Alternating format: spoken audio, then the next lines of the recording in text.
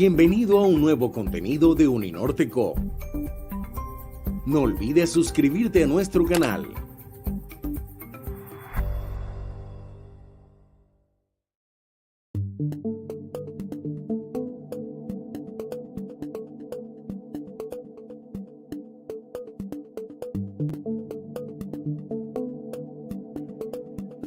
Bien, buenos días a todos. Creo que estamos experimentando algunos.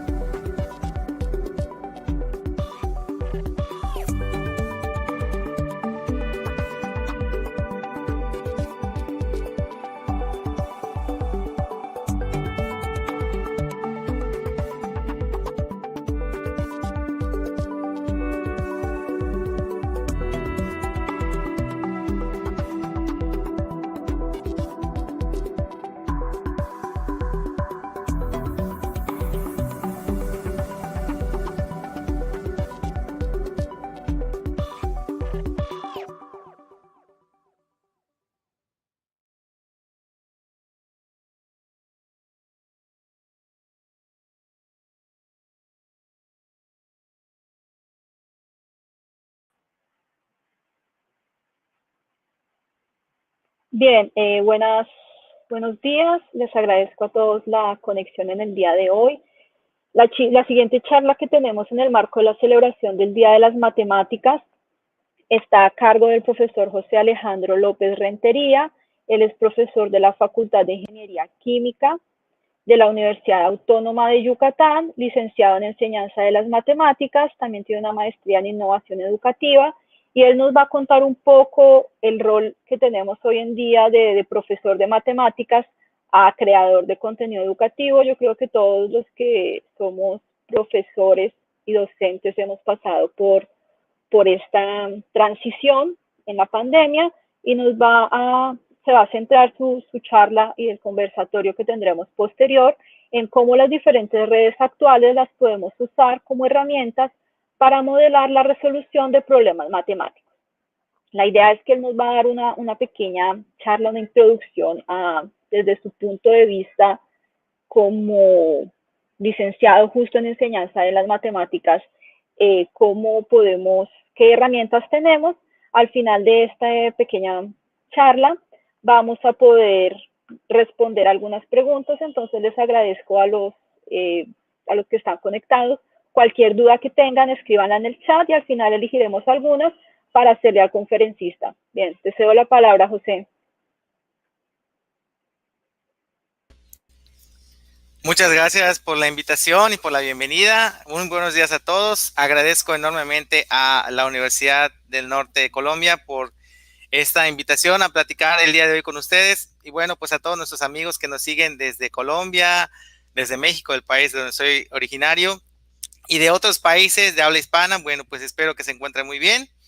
Y pues, como mencionó la maestra, el día de hoy voy a compartir un poquito acerca de la experiencia que he tenido acerca de la creación de contenido educativo y cómo ha sido este tránsito de ser profesor de matemáticas a ser creador de contenido. Y bueno, y esto cómo lo podemos utilizar nosotros a través de las redes sociales para pues la enseñanza, ¿no? Entonces, bueno, he preparado una presentación muy breve, súper breve, y esto me va a servir a mí de apoyo pues justamente para centrar algunos puntos que yo creo que son importantes, algunas épocas de la experiencia que he tenido como docente. Y pues espero que pues esa experiencia también pueda dar pie a que ustedes hagan algunas preguntas, a que también pues puedan despejar algunas dudas que de momento nos van surgiendo. Entonces, bueno, pues la invitación es a que pues puedan participar posteriormente en este conversatorio. Y bueno, pues estamos enmarcados ahorita en el Día Internacional de las Matemáticas, que se celebrará dentro de 2 días. Entonces, bueno, pues qué mejor que platicar acerca de las experiencias como profesor de matemáticas. Yo concluí mis estudios de licenciatura alrededor del año 2010, termino en 2010 e inicio a trabajar a finales de ese año. Y a partir de esa experiencia, pues a mí me toca como profesor de matemáticas una generación de estudiantes en la que todos ya utilizaban al menos un dispositivo móvil, un celular. Entonces llego al aula y me enfrento con esta realidad. Y si bien pues nosotros estamos formados en nuestros inicios, pues con ciertas estrategias didácticas, pues ciertas pautas pedagógicas que nosotros debemos seguir al momento de desarrollar una clase en general, ¿no? Pero particularmente de matemáticas, te enfrentas con una realidad que tal vez no consideraste cuando eras estudiante, ¿no? Y bueno, a mí siempre me ha gustado mucho la tecnología, es algo que yo he disfrutado desde siempre aprender sobre tecnología.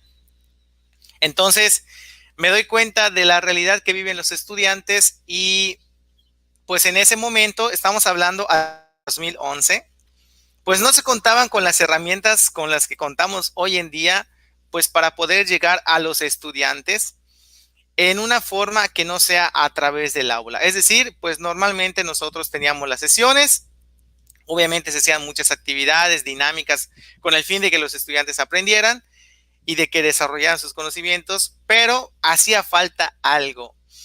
Más allá de las asignaciones o de las actividades que se pueden dejar para que un estudiante en casa, pues no podíamos ignorar en este caso, pues el uso de la tecnología que ellos ya estaban haciendo. Entonces, alrededor del año 2012, inicio a trabajar con mis estudiantes con lo que son los grupos de Facebook. Ahorita sabemos que los grupos de Facebook son muy famosos, pero en ese año, 2011, pues los grupos de Facebook todavía no tenían ese potencial, ese auge, incluso no tenían tantas cosas como las que tienen hoy en día. Y entonces utilizo estos grupos de Facebook para que pues pueda ser un poco atractivo para los estudiantes el poder hacerles llegar cierta información adicional a la clase, que ellos pudieran interactuar entre ellos y que además pudieran tener cierto contenido que no siempre yo lo creaba, pero pues de momento yo tomaba cosas de internet que me parecían interesantes, que podían ser un complemento para los estudiantes, ¿no? Entonces inicia aquí esta inquietud, esta primera experiencia de trabajo pues fuera del aula. Pero pues como les decía, siempre había en mí una curiosidad por ir más allá, de descubrir nuevas herramientas y bueno, de explotar los recursos que se tenían a la mano. En ese entonces tal vez estaba iniciando por allá, no recuerdo exactamente, creo que ya había iniciado pues WhatsApp, pero no se tenía el WhatsApp como ahora se tiene, que prácticamente todo el mundo tiene una cuenta. Y además, pues no se tenían esto de los grupos de WhatsApp, entonces era un poco complicado mantener una comunicación con tus estudiantes fuera del aula, ¿no? Entonces, pues esa fue una primera alternativa que yo pues consideré pertinente y que pues tuve el apoyo de mis autoridades para poder tener en ese entonces pues ese contacto extra con los estudiantes. Pues pasaron unos años y una vez que concluí los estudios de licenciatura, me animé a estudiar una maestría en innovación educativa porque justamente me llamaba mucho la atención pues todo lo relacionado al desarrollo de cursos en línea y herramientas que me pudieran ser de utilidad para poder tener un extra de lo que nosotros trabajamos en clase, ¿no? Y es así como conozco las plataformas educativas.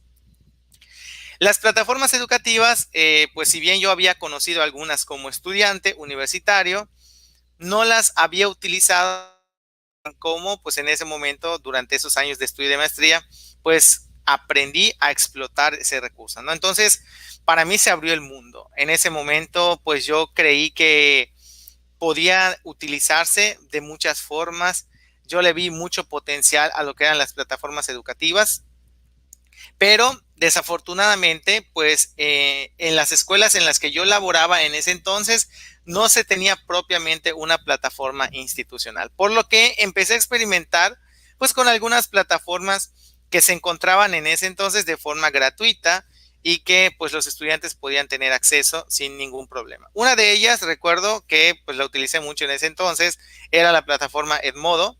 No sé si alguno de ustedes, de las personas que nos están siguiendo, ahí pues la ha utilizado o la sigue utilizando con sus estudiantes. Para ese entonces, les platico que Edmodo tenía un aspecto muy similar al de Facebook, en el sentido de que pues tenías un muro principal con las noticias, las publicaciones que normalmente eran del docente. Los estudiantes podían hacer comentarios, podían dejar un me gusta, se podían adjuntar algunos archivos. Los estudiantes podían enviar sus tareas, se les podía hacer cierta retroalimentación.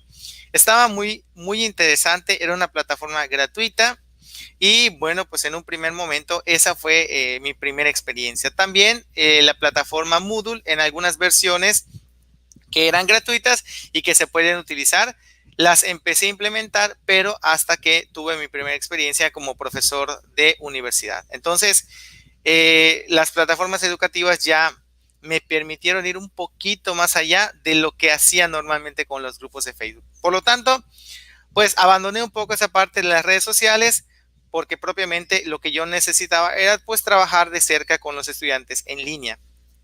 Y pues de esa forma ellos sentían que era un complemento para lo que estábamos abordando en clase. Y bueno, pues siguió pasando el tiempo, seguí explorando otras plataformas educativas, pero pues sentía que todavía no estaba completamente satisfecho con lo que se podía lograr.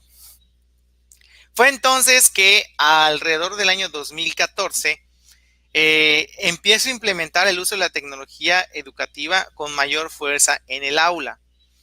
Para este entonces, pues yo iniciaba trabajando pues, en alguna escuela ya de nivel medio superior y recuerdo muy bien que una de las herramientas principales con las que yo comencé a trabajar era con el software GeoGebra, que para ese entonces pues era un software que todavía se encontraba en desarrollo. Sabemos que hoy en día sigue teniendo avances, mejoras, pero era un software que todavía se encontraba en desarrollo y que pues era muy poco conocido tanto por profesores como por estudiantes. Tuve la fortuna de participar en algunos eventos académicos, en algunos encuentros de profesores, en algunos congresos, en los cuales pues aprendí acerca de esta herramienta y sobre todo aprendí cómo se podía utilizar para favorecer el conocimiento de los estudiantes, particularmente en el área de matemáticas. Y fue así entonces que me aventuré pues a empezar a utilizar este programa y otros que eran un complemento, o sea, plataformas educativas ahora con GeoGebra, y otras alternativas que también me servían. Dentro de esos estaba un software que se llama Tracker. No sé si alguna vez ustedes lo han utilizado. Sirve para hacer modelaciones a través de videos. Y bueno, entonces yo sentía que esto ya me ponía un poquito pues más feliz, más satisfecho acerca de lo que pues hacía como profesor. Pero todavía mi experiencia seguía estando dentro del aula, o bien seguía estando únicamente para con mis estudiantes. Claro, para ese entonces pues ya existía YouTube, para ese entonces pues ya estaba Facebook y otras redes sociales, y yo pues veía a muchos profesores de matemáticas que pues se animaban a subir sus videos a YouTube, se animaban a hacer sus tutoriales. Pues uno de ellos, ustedes seguramente aquí en Colombia lo conocerán muchísimo, es Julio Profe. Y pues era un modelo como que te inspiraba, pero que al mismo tiempo pues te cohibía en este caso, porque pues yo sí consideraba que pues era como muy difícil iniciar este proceso de abrirme para que el contenido que yo estaba haciendo para mis estudiantes lo pudiera compartir con otras personas, ¿no? Sentía que no, pues que no valía la pena, pues porque ya habían otras personas que estaban haciendo lo mismo. Entonces, todo era muy al interno de mis grupos, todo era para favorecer justamente el aprendizaje de mis estudiantes, pero fue pasando el tiempo y pues afortunadamente pude ir teniendo experiencias también en el campo de formación docente. Es decir, tuve la oportunidad de dar algunos cursos y talleres a otros profesores de matemáticas. Y es por eso que de 2014 a 2015 pues existe un periodo de prueba, transición, preguntas, cuestionamientos pues en mi cabeza acerca de pues las cosas que quería yo hacer, ¿no? Alrededor del año 2017 inicio como profesor de matemáticas en la Universidad Autónoma de Yucatán, en donde pues laboro actualmente. Y entonces es ahí donde pues voy tomando decisiones que van a ser importantes para pues lo que hoy hago, ¿no? En el año 2019 me invitan a dar un taller en un evento que se llama Jornadas de Educación Matemática, que organiza una de las facultades de esta universidad. Y es ahí donde a través de la experiencia con estudiantes, o sea, con profesores de matemática en formación y profesores de matemática que ya ejercían, pues surge esta idea de crear un proyecto de contenido educativo. Y es a través de, pues, todas las preguntas e inquietudes que surgen de los profesores. Porque, pues, si bien todo lo que platicamos en el taller, las herramientas que se abordaron, que si no me equivoco fue acerca de GeoGebra, no era suficiente ese espacio. Es decir, tener un taller de 2, 3, 4 horas en un evento académico que se realiza cada año, pues de momento empezó a ser un espacio muy corto, muy breve para compartir experiencias con profesores y con estudiantes. La inquietud y las preguntas de algunos de ellos fue que motivaron justamente a que pues yo iniciara. Dije, bueno, pues voy a hacer algo para poder compartir con las demás personas. Y es así como en 2019 nace el proyecto, pues que tiene como nombre Innovamat, como lo pudieron ver aquí en la portada. Lo voy a regresar tantito. Este proyecto Innovamat, pues justamente surge a raíz de pues estas necesidades de poder transmitir no solo a estudiantes de matemáticas, sino a profesores de matemáticas, tanto en formación como en ejercicio, pues un poquito acerca pues del contenido que yo creaba, pero también de la experiencia como creador de contenido. Y ustedes se preguntarán, bueno, ¿por qué es un creador de contenido educativo? Y pues la maestra Luz hace ratito mencionaba, ¿no? Todos hemos pasado, pues, a partir de esta pandemia por este proceso de ser creadores de contenido. Muchos asocian la creación de contenido con, pues, únicamente los que hacen videos o los que tienen, pues, un blog o los que tienen una página, etcétera.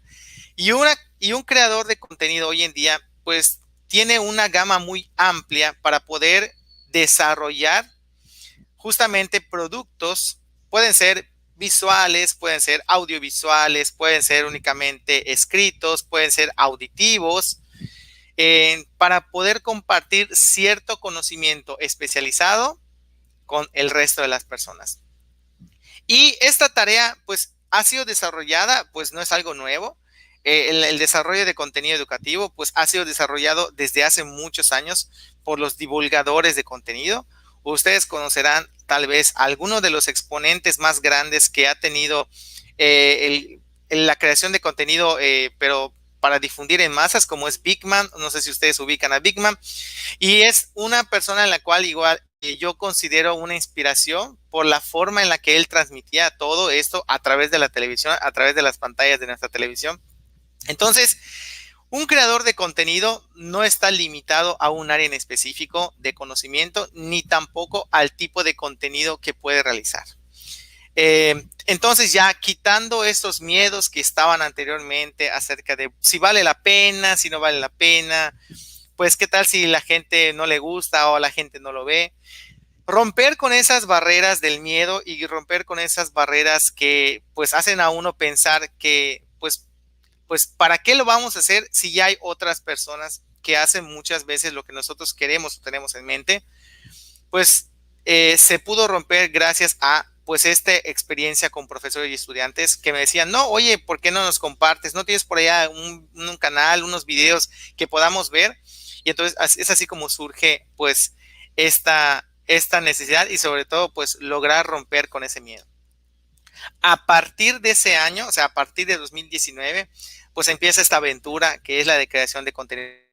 Entonces, ha sido un proceso para mí muy enriquecedor el ir solamente de ser profesor dentro del aula con el uso de tecnología educativa y llegar hoy en día a lo que es la creación de contenido educativo, pues específicamente en el área de matemáticas, pero también he procurado hacer algunas cosas relacionadas con pues la parte de innovación educativa, también con la parte de creación de contenido educativo, y eso me ha dado a mí la oportunidad a otros creadores de contenido. Entonces, ese mismo año, bueno, a principios de 2020, cuando inicia la pandemia, conozco a otros amigos que pues también eran de la región de donde yo soy. Yo soy de la ciudad de Mérida, en Yucatán, México. Entonces, conozco a otros colegas y junto con estos colegas empezamos a compartir experiencias, ¿no? Y creamos un colectivo que es el denominado EduTubers Yucatán. Después me integro a otro colectivo que es el de EduTubers México y voy conociendo a otras personas que se dedican a la creación de contenido en diferentes áreas, en ciencias, biología, en química, en divulgación científica. Pues, hay de todo un poco. También hay otros creadores de contenido en matemáticas. Y lo que encuentro en todas estas personas justamente es una comunidad que te respalda. ¿Por qué? Porque pues en ellos puedes desahogarte cuando pues tú sientes que pues los contenidos a veces no están siendo lo suficientemente dispuestos por las diferentes plataformas.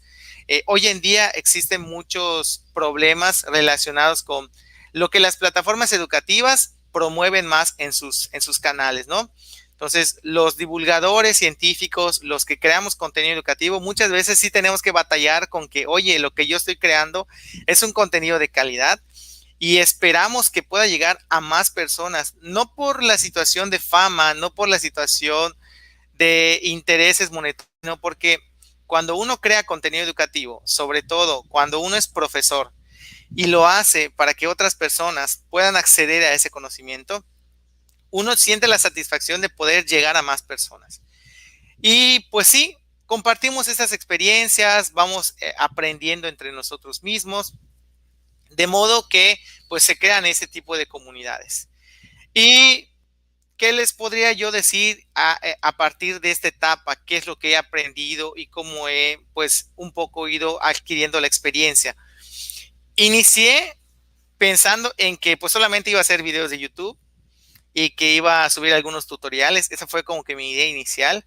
Y poco a poco he ido diversificando el contenido educativo. De momento he creado algunas infografías, he creado algunos videos cortos. Últimamente pues me he metido un poquito más en el mundo de TikTok. Y pues ahí vamos haciendo nuestros pininos, empezando, experimentando. ¿Qué es lo que te motiva a seguir adelante como creador de contenido? El comentario o los comentarios que recibes de la gente. Cuando de momento empecé a descubrir, pues ahí en el canal, unos comentarios que decían, profe, muchas gracias por lo que compartió, me gustó muchísimo la forma en cómo lo explicó, etcétera. Esos comentarios, sean uno, sean dos, o sean bastantes, o sea, te van dando esa satisfacción y te van marcando la pauta de que estás haciendo un buen trabajo. Ahora, ha sido un poco difícil el poder desarrollar estas dos actividades, ¿no? El ser profesor de matemáticas en una institución y el ser creador de contenido, porque realmente es una tarea que sí exige. Y creo que la mayoría de los que están sintonizando, si son profesores de matemáticas, entenderán un poquito acerca de lo que platicamos. Este año, el de la pandemia, que ha transcurrido, ya vamos a cumplir, bueno, en México vamos a cumplir un año de confinamiento. De momento nos cambió la vida a todos. Los profesores empezaron a experimentar esta necesidad de, oye, pues, ¿cómo hago para que mis estudiantes puedan tener justamente los contenidos para que yo pueda seguir con mi práctica? Y entonces empezamos a ver a muchos profesores y eso a mí me dio una tremenda alegría. Ver a muchos profesores ahí que armaban algo ahí en su casita, una pizarra, empezaban a hacer algunas presentaciones, empezaban a hacer algunas infografías, algunos videos. Y realmente eso me llenó de mucha alegría y satisfacción porque vivimos en una era en donde el contenido únicamente centrado en el aula es muy limitado. Vivimos en una era en la que contamos con herramientas suficientes para poder llegar a más personas y que si nosotros las sabemos explotar, entonces se va a poder diversificar el conocimiento. O sea, el conocimiento ha roto con las barreras de esas 4 paredes de un aula. El conocimiento hoy en día está descentralizado, es decir, ya no pertenece únicamente a las aulas, el conocimiento lo podemos encontrar nosotros en Internet. Y qué mejor que como profesores, si bien ya estamos haciendo los contenidos para nuestros estudiantes, qué mejor que compartir esto, pues con de otros cursos, de otros países. La intención es de que alguien seguramente se va a encontrar con tu contenido y le vas a iluminar la mente de algo que tal vez nunca había entendido. Si nosotros pensamos en esta idea y vamos aportando de poco a poco, nos vamos a dar cuenta que dentro de unos años va a existir suficiente contenido y que obviamente se tiene que ir renovando, pero que va a permanecer allá y que va a ser para la posteridad y que otras generaciones van a poder utilizar y van a poder aprovechar. A mí siempre me gusta compartir esta experiencia por el hecho de que pues es motivante saber que el conocimiento puede ser libre, el conocimiento se puede compartir con otras personas. ¿Cómo lo quieres hacer? Bueno, pues eso ya va a depender de tus gustos, de tus afinidades, de tus habilidades.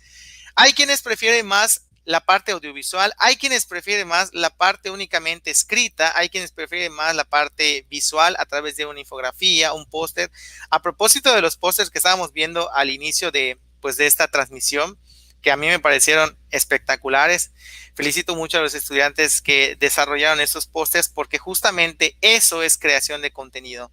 Algo tan simple que comunica una idea, que transmite un conocimiento y no necesita ser algo así súper wow, con una producción así de primer nivel.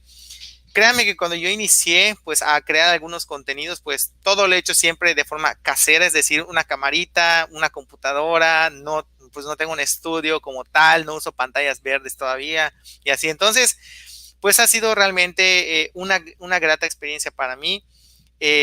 pues todo esto que he ido aprendiendo, de las personas que he obtenido otras experiencias, de los amigos que he logrado hacer, no solamente en México. He podido conocer gente de otros países, gente de España, gente de Argentina, gente de Chile, de Perú, de Colombia, bueno, de otros países por allá que seguramente no me daría el tiempo de mencionar, pero es enriquecedor conocer gente de otros países, compartir experiencias, también compartir logros y pues en algunos casos las cosas que pues no son tan agradables. ¿Qué es lo que yo les recomendaría a todas las personas que están viendo pues esta transmisión y que pues es un mensaje que yo creo que no soy el único creador de contenido educativo que pues dejará por ahí o hará en sus videos? Es cada comentario, cada vez que ustedes comparten, cada vez que ustedes recomiendan un contenido en específico, es una forma de ayudar a otras personas a pues tener un aprendizaje, pero también es una forma de apoyar el trabajo que los creadores hacemos. Entonces, si ustedes como profesores, o no necesariamente tienen que ser profesores, como estudiantes, sienten que tienen una habilidad, un conocimiento que pueden compartir con otras personas, créanme que ese conocimiento va a ser bien recibido por otros usuarios, por otros estudiantes, por otras generaciones, por personas que ni se van a imaginar, por personas que ni conocen.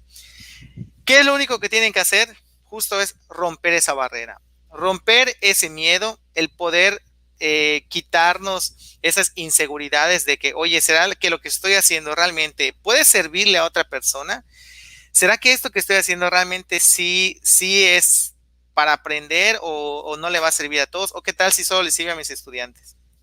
Si ustedes se ponen a revisar todo el trabajo que han hecho este último año, seguramente van a encontrar contenidos muy buenos. No tienen que ser únicamente videos, pueden ser algunas notas, pueden ser algunas imágenes que hacen para sus estudiantes o que hacen para sus cursos, presentaciones, todo aquello que transmite un conocimiento con diversas estrategias didácticas es un contenido educativo.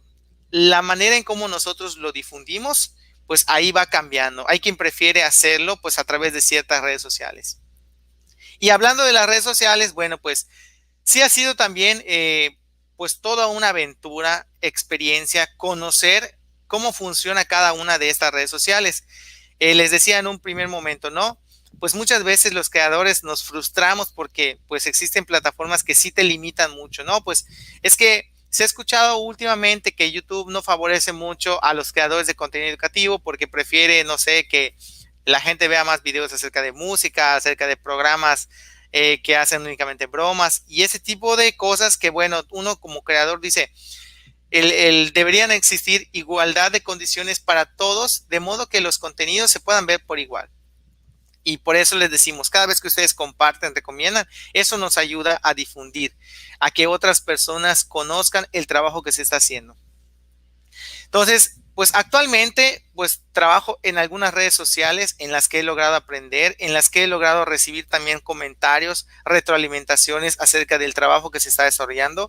Pues estamos en Facebook, YouTube, Instagram, Twitter y actualmente pues en TikTok ahí haciendo algunos videitos que pues seguramente pueden ser de mucho interés para ustedes. La invitación entonces es atreverse. Esta transición que yo tuve, creo que muchos de ustedes la han experimentado en este último año. Tal vez lo único que nos hace falta es perder ese miedo a compartirlo con las demás personas, a utilizar las redes sociales a favor de la educación. Sabemos que las redes sociales se pueden utilizar en muchos sentidos, a veces en cosas que no son buenas o cosas que no son productivas. ¿Y por qué entonces, pues no usar estas redes sociales a favor de la educación? Y bueno, aprovecho para compartirles aquí un poquito. Antes de continuar, finalizar con la presentación y dar paso a las preguntas, pues aquí pueden encontrarme, pues aquí ven todas las redes sociales en las que están ahora el proyecto y todos los contenidos que se suben en Facebook, YouTube, Instagram, TikTok, Twitter, en Telegram hay un canal para recibir pues los contenidos que se están creando actualmente, Odyssey, y también un canal de Discord, un servidor en el cual pueden ustedes contactarme. Si eres profesor de matemáticas, si eres creador de contenido educativo o eres estudiante, pues ahí la invitación es a, pues escríbeme, podemos sugerir algunos contenidos, podemos tener pláticas, incluso por lo general, siempre pues estoy aplicando allí, dando algunos talleres para tanto estudiantes, profesores y creadores de contenido. Y bueno, pues la invitación no solamente es a seguir el proyecto, sino también a que pues ustedes hagan ahí sus preguntas, y también si conocen a un amigo que está haciendo y un esfuerzo por desarrollar contenido educativo, apóyenlo. ¿Y cuál es la forma de apoyarlo? Compartiendo sus contenidos, viéndolos, comentándolos, de muchas formas para que esto pueda llegar a más personas. Entonces ahorita pues damos paso a las preguntas, no sé si hayan algunas por allá. Bien, yo acá tengo varias que mientras ibas hablando, yo iba pensando, ay, tengo esta pregunta, así que bueno, te voy a hacer una lluvia de preguntas y vamos viendo qué más nos va Claro que sí, apareciendo en los claro que sí. comentarios. Bueno, Muy bien. la primera que pensé al principio cuando estabas hablando, devolviéndonos un poco antes de la pandemia. ¿Cuál es tu opinión de, en clases presenciales, permitirles o no usar el celular a nuestros alumnos de matemáticas? Yo estoy pensando en mis alumnos de matemáticas. Sí. ¿Qué hacemos ahora después de la pandemia con el celular en clase? Realmente es un tema, es un tema. Yo recuerdo que trabajé en una institución en donde estaba prohibido el uso de los celulares. Y yo tenía un conflicto así enorme, porque ya estábamos en pleno año 2015, y yo decía, pero ¿cómo es posible que no se pueda? Entonces yo recuerdo que cuando quería hacer alguna actividad, tenía que estar así súper sustentada y respaldada el por qué tenía que usar la tecnología. A mí se me hacía mucho conflicto que no se permitía a los estudiantes, ¿no? Eso tiene que ver también mucho con la edad, de que pues a veces no son muy responsables en el uso del celular, ¿no? Porque pues están en cierta edad en la que pues pueden hacer un mal uso. Pero yo creo que hoy en día es muy probable que un estudiante tenga un dispositivo móvil.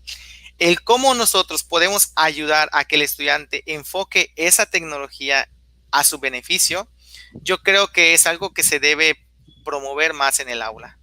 Claro, con cierta supervisión y con los cuidados necesarios, ¿no? Para que pues eso no se vuelva una fiesta, ¿no? Entonces, yo sí estoy a favor del uso de la tecnología. Obviamente, ahora en universidad, pues antes de que entráramos en pandemia, pues ahí hay muchísima más libertad porque hay mayor responsabilidad, y pues he podido tener experiencias de trabajo en el aula con los estudiantes, con los celulares, y sí se pueden hacer y explotar recursos y actividades que favorezcan su uso. Bien, porque uno siempre escucha esos comentarios de sus colegas de es que usan mucho el celular en clase, no deberían utilizar el celular en clase. Igual yo he escuchado, por ejemplo, en unas actividades que tenemos con chicos de colegio, les preguntaba, ¿y el celular? No, es que no lo llevamos al colegio porque no nos lo dejan llevar al colegio. Entonces, De hecho, digamos, yo creo que de lo que dices, quizá muchos de nosotros deberíamos hacer ese esfuerzo extra de cómo integrar el celular a nuestra clase presencial, así como nos integramos nosotros a utilizar el computador y diferentes plataformas, deberíamos de ver cómo en nuestras diferentes materias, cómo integrar este celular a que ellos lo usen para la clase y no para estar en las diferentes redes. Bien, así es. listo, con respecto a, nuevamente hablando de los dispositivos, entonces ahora, nuevamente volviendo a lo presencial, cuando estemos haciendo un examen, ¿qué vamos a hacer? ¿Con o sin computador? ¿Con o sin celular? Porque como que en algún momento esto va a acabar. ¿Y qué vamos a hacer después? ¿Nos vamos a devolver o vamos a adoptar todo lo que aprendimos? Y lo ideal sería que los exámenes con el computador abierto, con el celular, ¿cuál es tu opinión? Creo que esto es algo que igual he platicado, he tenido la oportunidad de discutir con algunos colegas, afortunadamente, y yo considero que sería un retroceso si al momento de regresar al aula únicamente nos enfocamos en lo presencial nuevamente.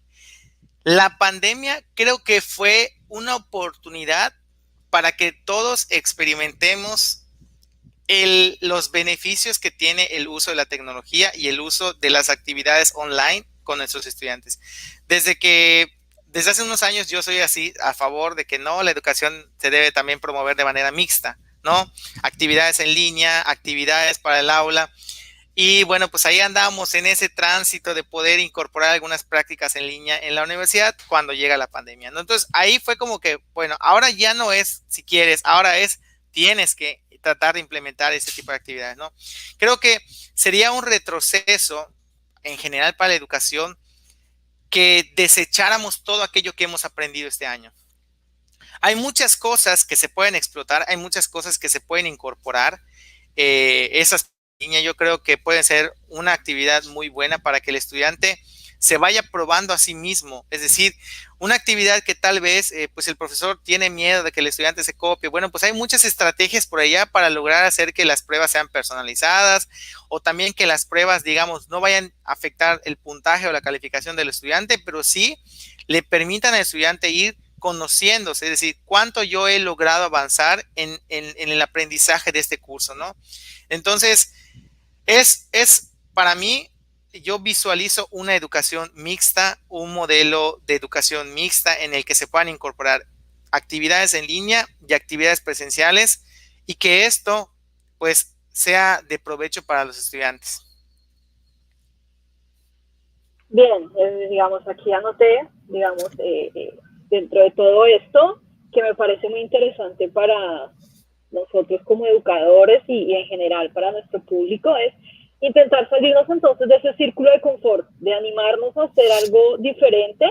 Y pues bueno, muchas veces habrá fracasos, pero pues de esos fracasos también se aprende. Bien, te quería comentar una de las preguntas que tiene Jenny Acevedo. Cuéntanos un poco más, a mí me parece súper curioso o sea, yo entiendo hacer un video de YouTube, me queda perfectamente claro, los he visto, pero ¿cómo es hacer TikToks? Eso a mí me parece. Los TikToks que yo conozco son de baile. Claro, y entonces ahora cuéntanos un poco de cómo es esto de TikToks y matemáticas.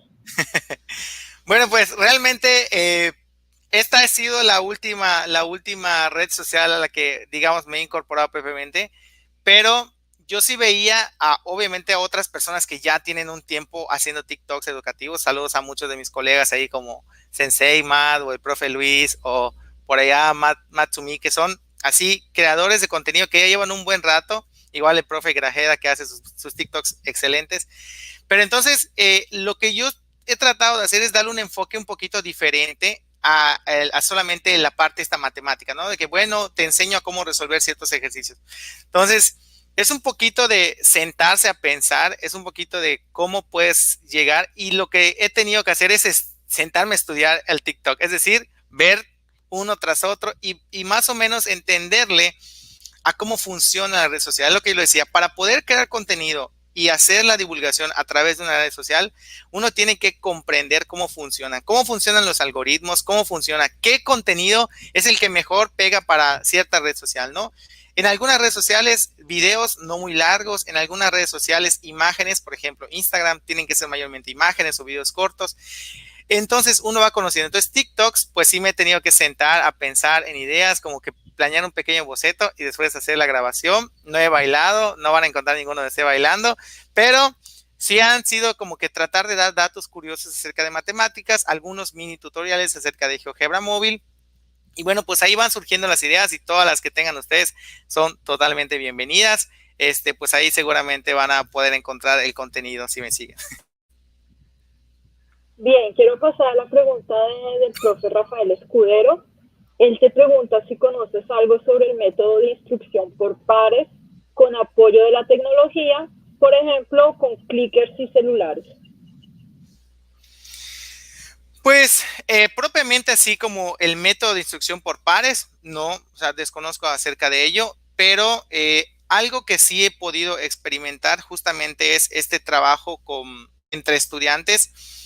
Cuando se encuentran los chicos en línea, algo que a mí me gusta mucho hacer con ellos cuando estoy trabajando en los cursos es agruparlos justamente en binas, en pares, porque pues uno cuando está estudiando solo en casa y si es una modalidad a distancia, si él siente ese desánimo, el no poder compartir sus dudas con otras personas, ¿no? Entonces siempre el poder hacer que haya una pareja que vaya avanzando juntos, ¿no? Miren, ustedes dos van a estar trabajando en esas actividades y van a estarse retroalimentando. Y si tienen duda, la duda tiene que venir como que de la pareja, no únicamente de uno de los dos.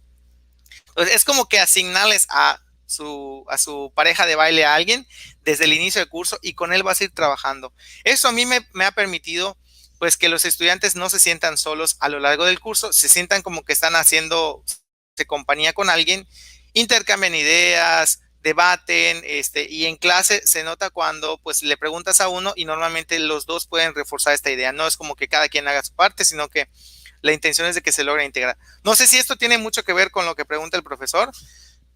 Y claro, ahora pues con el uso de la tecnología es muchísimo más fácil que estando a distancia se organicen entre dos personas que entre un grupo de 4 o 5 estudiantes, ¿no? Entonces, pues estando con una pareja asignada, pues nos ponemos de acuerdo, oye, yo me puedo conectar a las 8, tú también, bueno, pues nos conectamos a esa hora y trabajamos juntos, ¿no? Eso a mí me ha funcionado un poco, pero no sé si esto tiene que ver con lo que menciona el profesor. Bien, otras preguntas que yo tenía que coincide con una de las preguntas de la profesora Natalia Hernández es que, entonces yo desarrollo mi contenido, yo subo mi contenido, pero ¿cuáles serían esos tips? Yo creo que pregunta Natalia, ¿cuáles serían esos tips que yo debería tener para que, venga, no sea un fracaso y nadie lo mire, sino que yo tenga gente, por lo menos 5, 6, que me comenten y me digan, muy bueno tu contenido, y no vayamos a tener eso de yo subo un video o subo cualquier contenido y nadie lo mira y nadie comenta, entonces es como que uno de pronto dice, ay, todo ese trabajo, y entonces si nos puedes regalar un par de tips como para que uno se anime y yo diga, listo, voy a agarrar mis videos y los subo, pero unos tips, unas ayuditas ahí. Claro que sí, claro que sí. Bueno, lo primero que yo siempre les comento a otras personas que quieren emprender esa parte de creación de contenido educativo es define lo que quieres hacer en tu proyecto. O sea, define, o sea, tienes que delimitar. Eso en un principio te va a ayudar porque cuando la idea no está delimitada, entonces no vas a saber ni para dónde ir. En este caso, cuando yo inicio con el proyecto de InnovaMat, sí definí muy claro lo que yo quería. Yo quería que fuera contenido para profesores de matemáticas que les ayudara a incorporar el uso de la tecnología en el aula. Y luego esto se fue expandiendo a estudiantes y luego se fue expandiendo a creadores de contenido. Entonces, ha ido creciendo. El delimitar en un momento inicial tu contenido no significa que ahí te vas a quedar. Por lo general, esta gama o al público al que tú te vas dirigiendo, pues esto va cambiando. Entonces, delimita muy bien lo que quieres. Si quieres hablar acerca de únicamente matemáticas, de biología, de ciencia, de tecnología, de herramientas tecnológicas para el aula, o sea, tienes que ir definiendo muy bien. Luego, ¿a qué público te quieres dirigir? A estudiantes, a profesores, al público en general, a adultos, a niños. Entonces, ¿por qué? Porque dependiendo del público al que tú te quieras enfocar, es la forma en la que vas a comunicar, ¿no? Pues sabemos que si te vas a enfocar en gente en general, pues tienes que usar lenguaje coloquial, tienes que usar pues cosas que sean atractivas para todas las personas. Y pues que tus contenidos sean de calidad, es decir, cuidar mucho la calidad. Si vas a hacer un video, pues la calidad del video, la calidad del audio, la calidad de la imagen, y esas son cosas que no naces aprendiendo y que no sabes tal vez en un primer momento y que vas mejorando poco a poco. Yo recuerdo mis primeras publicaciones, mis primeros videos, ahí yo les escucho y luego digo, ay, qué feo se escuchaba mi audio, o sea, no se escuchaba tal vez mejor como se escucha hoy en día. Y al principio, cuando yo escuchaba mis videos, no me gustaba mi voz. Entonces, como que eso fue algo que poco a poco fui superando, ¿no? Y el último que yo podría darles es, pues, conocer cuáles son los medios en los cuales se puede hacer esta divulgación. El conocer es lo que te va a permitir a ti que otras personas lo vean. Si tú, por ejemplo, quieres publicar en Instagram, pues existen ciertas horas en las que pues tú debes de publicar para que la gente lo vea, ¿no? Igual pasa con otras redes sociales como YouTube, como Facebook, como TikTok. El tipo de contenido que le gusta ver a la gente que está allá, ¿no? Entonces, bueno, pues estos yo creo que son unos tips iniciales y muchas cosas se van aprendiendo sobre la marcha. No desanimarse, ¿no? Porque al principio, pues tienes un seguidor, 2 seguidores, 3 seguidores, pero que te das cuenta, ya son cientos y luego empiezan los miles y luego empiezan a venir muy buenos comentarios. Siempre hay comentarios, ¿no? Pues críticas buenas y malas, pero bueno, uno tiene que ir tomando todo para crecer. Bien, dale, muchísimas gracias.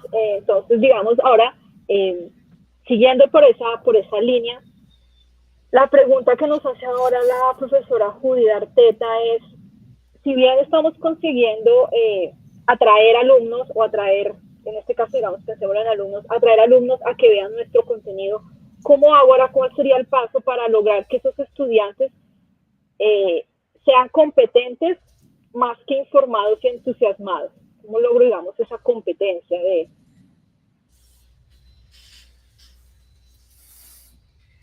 Tenemos que pensar en que estos contenidos son, por lo general, como un complemento de lo que vamos a trabajar en el aula. Es decir, los contenidos que se crean muchas veces no logran satisfacer a todos los estudiantes, y es por eso que la diversidad es buena. Que los estudiantes puedan ser competentes y no únicamente esté informado, pues va a tener mucho que ver pues con lo que nosotros hagamos en el aula. Entonces yo siempre considero que el trabajo en el aula debe ser un trabajo más cercano al estudiante, un trabajo en donde tú puedas dar ese seguimiento, conocer cuáles son las dificultades que el alumno va enfrentando, porque cuando uno se va a las redes sociales, desafortunadamente ahí no puedes conocer. O sea, llegas a gente que tú no conoces y gente que no te conoce a ti, pero que vio un video tuyo, vio una imagen tuya, escuchó un podcast que le funcionó, que le gustó y le ayudó a comprender, a conocer mejor. Entonces, sí es importante dejar claro, ¿no? Lo que nosotros hacemos en el aula tiene que ser un trabajo más cercano, aún estando a distancia, tiene que ser un trabajo de reconocimiento, de acompañamiento hacia nuestros estudiantes. Y el contenido que nosotros ya compartimos de manera pública, ese tiene que ser un contenido, si bien especializado, más dirigible a cualquier alumno que lo vea, que cualquier persona que pues mire tu contenido pueda comprender lo que tú estás dando a entender, ¿no? Entonces, son creo que cosas, objetivos como un poquito diferentes, pero complementarios. Y ahí es por eso lo importante, ¿no? Muchas veces dices, es que voy a crear un contenido, pero ¿cómo sé que el alumno que lo vio aprendió? Pues realmente eso no lo sabemos, no lo vamos a poder medir como lo podemos observar en un aula, ¿no? Pero lo importante es cuando empiezas a recibir esa retroalimentación de que, oiga, estuvo muy bien su video, me gustó, oiga, muchas gracias por compartir esta infografía o ese tipo de cosas. Yo creo que ahí es donde vamos notando qué estamos haciendo bien y qué no al momento de crear contenido. Nuevamente una pregunta de Jenny Acevedo. Pregunta, ¿qué debe saber un formador de profesores de matemáticas para promover otras formas de enseñar matemáticas diferentes a las del salón de clase? Yo creo que es una pregunta muy, muy interesante porque, pues, cada formador de matemáticas, o sea, formador de profesores, recibe, o sea, transmite lo que ha recibido. Yo recuerdo que cuando estudié, o sea, en ese entonces, cuando yo estaba estudiando para ser profesor de matemáticas, a mí nadie me enseñó a hacer un video de YouTube, a crear un contenido educativo, a hacer una clase en línea. O sea, son cosas que uno aprende cuando se enfrenta a la realidad. Creo que es importante que estas experiencias que se están teniendo, hablando de la educación en general, se deben ir incorporando poco a poco. Desafortunadamente sabemos que muchas veces para que un plan de estudios de una universidad, de una escuela, se actualice, pasan a veces hasta 4 o 5 años en que se vuelvan a incorporar. Entonces, puede pasar que una generación completa egrese con un plan en el que pues ya hubieron muchas actualizaciones y ya hubieron muchos avances tecnológicos y muchas formas de diversificar el conocimiento que esas nuevas generaciones no están, digamos, adquiriendo su formación inicial, pero que seguramente van a poder adquirir al momento de salir. Entonces, lo mejor es también, como profesor, participar en estos espacios de formación continua. Este año ha sido impresionante la cantidad de webinars, cursos, talleres, congresos que se han hecho en línea y que justamente buscan llenar estos vacíos que los formadores tienen, ¿no? Entonces, yo creo que un formador de formadores debe ser una persona que esté constantemente actualizada, que pues esté buscando la forma de enriquecer el conocimiento que pueden tener y alentar siempre a que no se queden con ese conocimiento, sino que traten siempre de estar participando en espacios y en comunidades que les puedan complementar eso que aprendieron en su formación inicial. Bien, y ya la última pregunta de nuestro conversatorio viene de Andrés Lara. Él nos pregunta o te pregunta si tienes alguna herramienta digital para cálculo superior. Sí, claro que sí, ya la mencionamos hace ratito. Yo utilizo demasiado GeoGebra en mis clases. Es una herramienta que a mí me ha permitido bastante, tanto crear contenido educativo como trabajar con mis estudiantes en el aula. Este software te permite, además de lo que nosotros podemos hacer hablando matemáticamente, de explorar ciertas curvas, funciones, etcétera, te permite crear applets. Entonces, si ustedes se dan una vueltecita al canal, van a ver que hay una lista de videos de un evento que inicié el año pasado, que se llama Foro Virtual Didáctica del Applet con GeoGebra, en el que hay muchos colegas que también son creadores de contenido y algunos que solo son profesores de matemáticas, se han dado la tarea pues de compartir cómo hacer un applet paso a paso, explicando todas las implicaciones didácticas que tiene. Entonces los invito a buscar esta lista de videos en el canal y seguramente pues ahí van a poder encontrar herramientas no solamente de cálculo superior, sino de otras áreas de matemáticas. Bien, rápidamente, ¿qué opinas de Symbolab? Ahora que justo estamos hablando de GeoGebra, aparece Symbolab. Pues yo creo que esas herramientas yo la he utilizado como profesor para asegurarme que los procedimientos que estoy haciendo están adecuados, muchas veces para revisar que nuestros procedimientos están bien. Y estas herramientas se debe hacer conciencia a los estudiantes de que son un complemento, porque muchas veces, pues si bien te van a dar el resultado o te van a dar el desarrollo del procedimiento, pues ahí ya entra la otra parte que es pues la personal, ¿no? La reflexión. ¿Qué es lo que quiero al final de cuentas como estudiante? ¿Aprobar únicamente una asignatura o realmente quiero aprender? O sea, el uso de la tecnología, yo nunca les he prohibido a mis estudiantes que utilicen alguna aplicación, pero sí la conciencia de que, bueno, si estás utilizando una aplicación es para tal vez corroborar algún conocimiento, para darte cuenta en dónde tú cometiste tal vez algún error, pero no te quedes únicamente con lo que esta aplicación te está dando. Hay otra que también está por allá, que es la de Photomat y Symbolab, son muy similares. Y entonces haz un esfuerzo tú por desarrollar los conocimientos. Y también favorecer actividades en donde los estudiantes no únicamente mecanicen. Es decir, si yo le dejo al estudiante ejercicios en los que únicamente tiene que usar esta herramienta, pues no vamos a lograr tener un avance. Hay que favorecer otro tipo de actividades.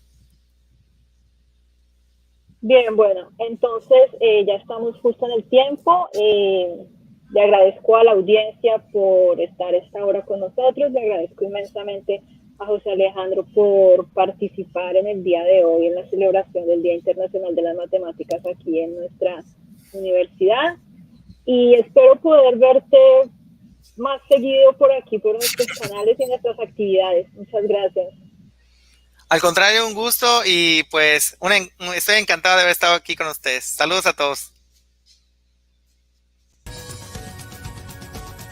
Los siguientes contenidos de Uninorte.co te pueden interesar. No olvides suscribirte a nuestro canal.